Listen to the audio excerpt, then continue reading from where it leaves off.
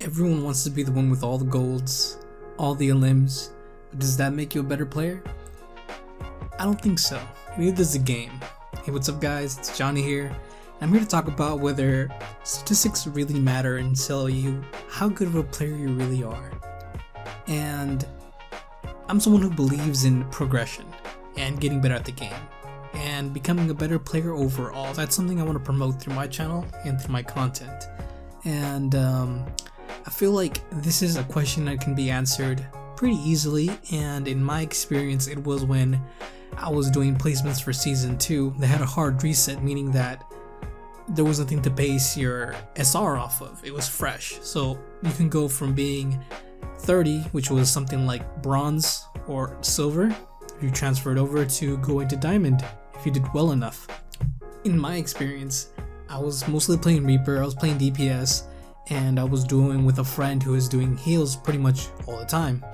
And I won 8 out of 10 matches, we both did, and I was pretty much getting all golds the entire time, 50 kills consistently, golden objective times, and he was sometimes getting silver and healing or golden healing, sometimes an objective time. To me, I felt like I was the MVP and that I was crushing it. You know, I was always getting all the kills, I was just on it. I felt like I was putting so much more effort than he was. But once the placements were finished, I was placed right at 2400 and he was placed straight into diamond, and I didn't understand why. I was so kind of upset. I felt like, why am I doing so much but getting shafted? But the matter of fact is that the game is really good at telling where you belong. I'm not sure what the algorithm is, but it takes into account many things. There's a very famous stream or clip, I guess, I'm not sure if you can find it, but IDQT, professional player, picked up Sombra. He was just playing Sombra, I think, exclusively on this account, on a fresh new account. He had never played anything on it before, so there's nothing to base anything off of, and he lost pretty much all his matches and he wasn't doing the best. But the game was able to recognize, even him being in the new player pool. When you create a new account, you get put in that pool.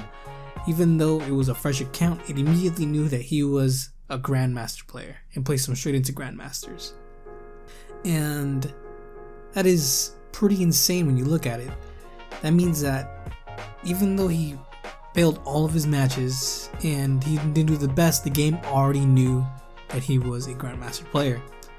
And this is something you need to keep in mind. At the end of the day, OverWatch is a team-based game, and that's how it's meant to be played, not a free-for-all or how many kills I can get deathmatch.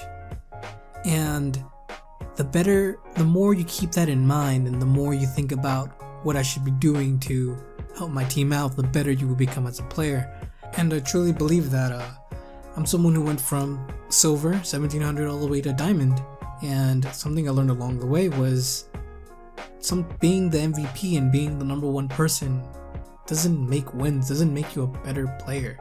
I've played games where I've killed the whole team tons and times over, but at the end of the day I was just feeding and nothing happened. I had golden limbs, gold objective kills, and gold damage, but my team accomplished nothing.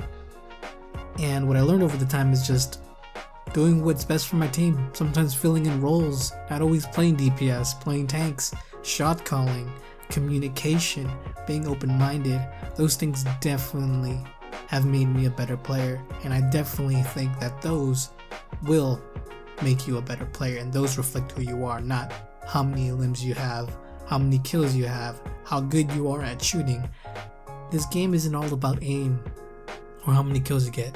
It's about the teamwork between you and your team, and I promise you that working with your team sometimes is not always possible, but when it is, it definitely works out better. Believe me. And I'm pretty sure you've been in that situation where no one talked in your team and it felt like you were getting crushed on. Anyways, that's it for me guys. Hope you guys found this entertaining and informative, and hopefully you guys find my opinion acceptable.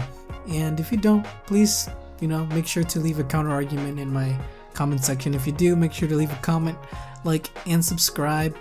I'll be making more Overwatch videos soon now that I have my graphics card, so thank you very much, and thanks for the patience guys.